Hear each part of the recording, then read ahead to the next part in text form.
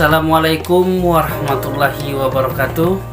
Berjumpa kembali bersama saya Advokat Dian Berlian di channel Literatur Hukum, channel referensi hukum bagi masyarakat Indonesia.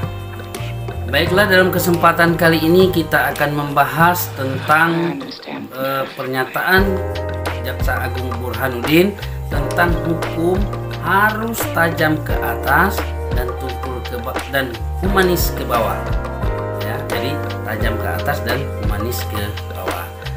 Namun sebelum kita melanjutkan pembahasan terkait pernyataan Jaksa Agung Burhanuddin pada tanggal 9 September 2022 yang lalu, ada baiknya sahabat literatur hukum sekalian dukung channel ini dengan cara subscribe, like, komen, and share video-video dari literatur hukum. Dan ingat, aktifkan lonceng notifikasinya agar sahabat literatur hukum sekalian tidak ketinggalan video-video terbaru dari literatur hukum. Sahabat literatur hukum sekalian yang saya cintai dimanapun Anda berada, khususnya saya sebagai penggiat hukum merasa senang sekali, bahkan merasa bahagia ya melihat pernyataan dari Jaksa Agung Burhanuddin bahwa jaksa itu jangan asal tutut terhadap terdakwa, harus mengedepankan hati nurani dan harus mengedepankan efektivitas dari hukum tersebut. Tujuannya bukanlah untuk menghukum, tujuannya adalah untuk membina dan memberi efek yang positif sehingga bisa kembali kepada masyarakat dalam keadaan bisa membaur dan bisa bekerja sama dengan masyarakat pada umumnya. Namun sebelum kita melanjutkan video ini, alangkah baiknya sahabat literatur hukum sekalian kita lihat langsung cuplikan dari pernyataan Jaksa Agung Burhanuddin dalam ceramahnya yang dihadiri oleh seluruh jajaran kejaksaan di seluruh Indonesia. Ya, inilah video tentang pernyataan Burhanuddin, Kejaksaan Agung Republik Indonesia pada tanggal 9 September tahun 2022 yang lalu.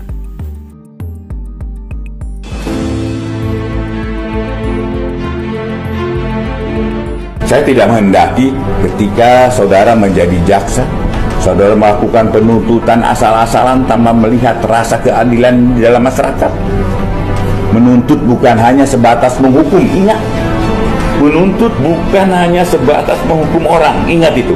Melainkan lebih dari itu. Menuntut adalah bagaimana memberikan keadilan dan kemanfaatan terhadap seseorang dengan berpangkal pada hati nurani kalian.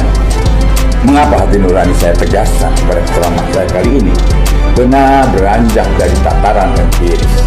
Penegakan hukum dewasa ini cenderung mengedepankan legalitas formal pada aspek kepastian hukum daripada keadilan dan kemanfaatan hukum yang lebih substansial bagi masyarakat. Kita tidak dapat menutup mata dari sejarah kelam penegakan hukum yang berkembang di Indonesia. Telah terjadi beberapa kali peristiwa penegakan hukum yang seringkali mencederai rasa keadilan masyarakat.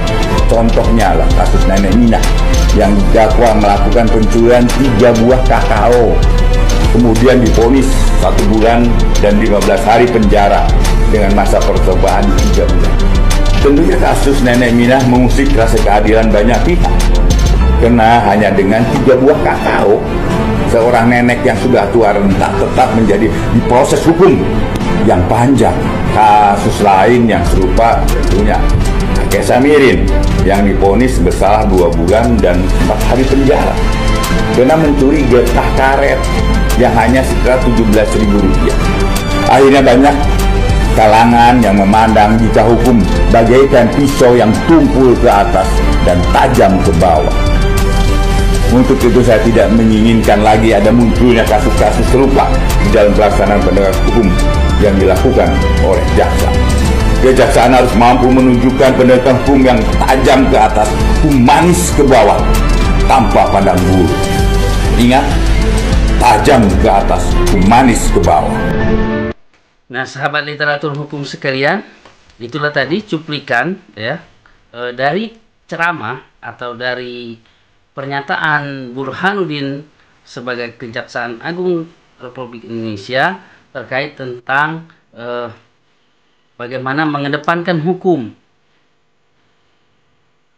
mengalahkan hukum dengan hati nurani. Artinya dia harus menggalakkan hukum itu harus tajam ke atas dan humanis ke bawah. Seperti jangan sampai lagi ada seperti yang saya alami ya. Sebenarnya waktu itu saya sangat merasa kecewa. Cuman inilah hukum di Indonesia, realitanya harus kita hadapi. Di mana klien saya yang bernama inisial A, dia sempat dihukum karena diduga atau dituduh melakukan pemalsuan dokumen. Sementara setelah saya teliti tidak ada dokumen yang dipalsukan. Setelah putus sidang pidana pun tidak ada dokumen yang dipalsukan. Kemudian sedang berjalan juga prajudisialnya, artinya gugatan perdatanya sudah berjalan. Sedangkan di pasal 81 KUHP menyatakan bahwa apabila ada sengketa pokok dari permasalahan dua perkara yang masing-masing berdiri di kehakiman masing-masing, baik itu perdata dan pidana, maka harus mendahului perdatanya supaya jelas siapakah pemilik dari sengketa ini, objek sengketa ini, sehingga bisa menentukan pidana ke depannya.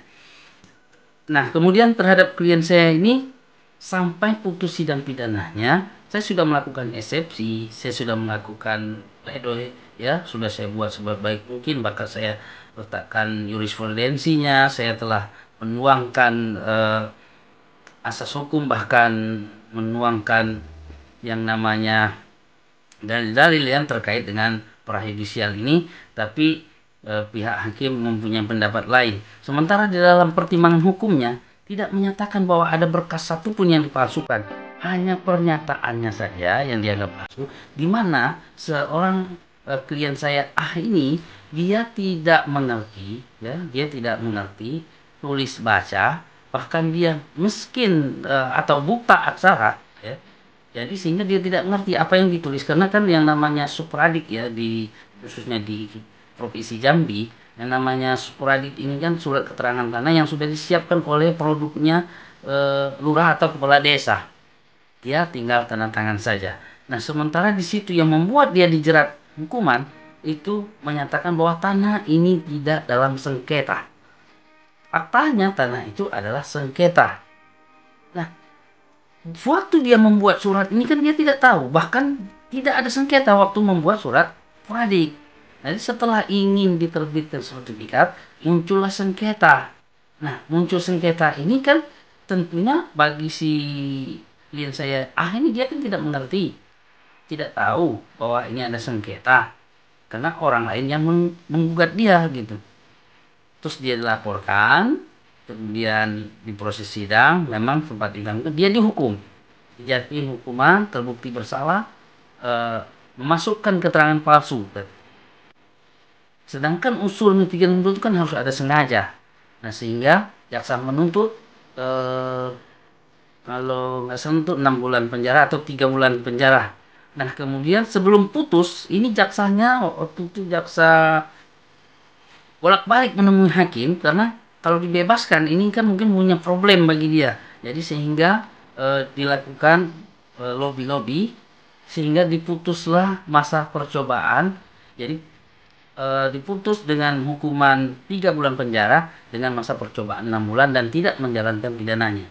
Kemudian saya lakukan banding, juga masih ditetapkan, dikuatkan oleh pengadilan tinggi, tapi saya tidak melakukan kasasi. Saya akan membuktikan perdatanya dulu, nanti setelah terbukti perdatanya maka saya akan melakukan PK.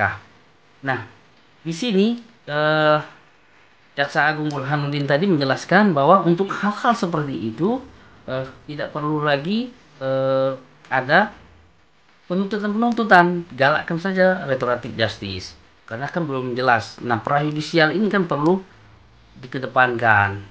Makanya dalam kesempatan ini saya sebenarnya mendengar dari ceramah atau pernyataan dari Kejaksaan Agung atau Jaksa Agung Burhanuddin, saya merasa senang karena kita juga sudah mengalami hal-hal demikian. Jadi jaksa diarahkan supaya humanis dalam menuntut suatu perkara karena ada kepentingan-kepentingan lain yang mempunyai efektivitas bagi masyarakat.